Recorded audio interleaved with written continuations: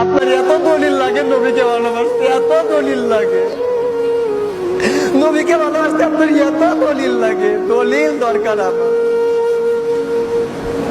মা ফাতেমা হাসানকে কোরবান দিয়েছেন, মা ফাতেমা হুসাইনকে কোরবান দিয়েছেন।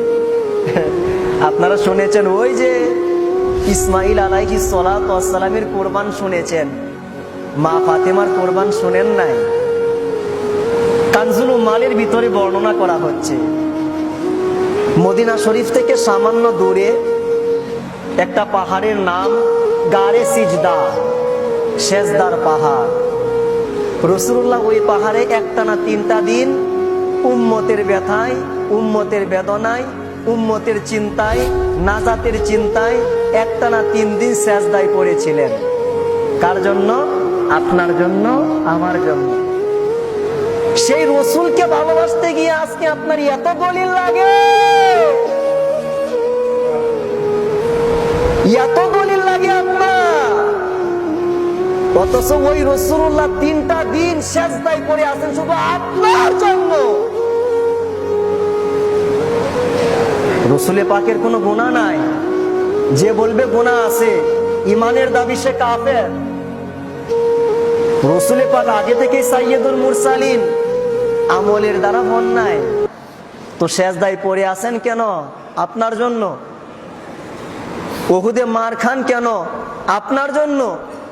তায়েফে মার খান কেন? আপনার জন্য। হাসরে ময়দানে চোখের পানি ছাড়বেন আপনার জন্য। ফুলসিরাতের ধারে দাঁড়াবেন আপনার জন্য। মিজানের কাছে দাঁড়িয়ে থাকবেন আপনার জন্য। হাসানকে কুরবান দিয়েছেন আপনার জন্য।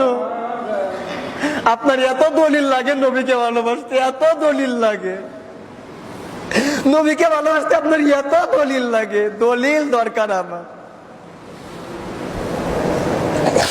সেই রাসূলুল্লাহ পাহাড়ের মাঝখানে সেজদায় পড়ে আছেন। সাহাবীরা জানে না রাসূল কোথায়। ওই সাহাবীরা বলতো, নবী গো, নামাজ পড়া 1 নাম্বার ইবাদত, কিন্তু আমাদের কাছে না। রোজা রাখা 1 নাম্বার ইবাদত, কিন্তু আমাদের কাছে না। হজ করা ইবাদত 1 নাম্বার, কিন্তু আমাদের কাছে না। তো তোমাদের কাছে 1 নাম্বার ইবাদত কোনটা? কয় আন-নাজরু ইলা ওয়াজহিকা। আপনি আমাদের সামনে দাঁড়িয়ে থাকবেন, আমরা গোলামের মতো আপনার চেহারার দিকে তাকিয়ে থাকবো। এটাই হচ্ছে আমাদের জন্য 1 নাম্বার ইবাদত। সেই সাহাবীরা 3 দিন ধরে নবীজিকে দেখতে পান না। সবাই পাগলের মতো হয়ে যাচ্ছেন, নবী কোথায়? আইনা রাসূলুল্লাহ, আমাদের নবী কোথায়? সবাই 3 দিন খোঁজাখুঁজি করলেন, পাইলেন না। অবশেষে ওই যে গাড়ি সিজদাতে গেলেন, গিয়ে দেখেন একটা রাখাল মেষ চড়াচ্ছে। বললেন, ভাই আমাদের নবীজিকে দেখছ? বলে, আমি তো ইহুদি, তোমাদের নবীকে চিনি না।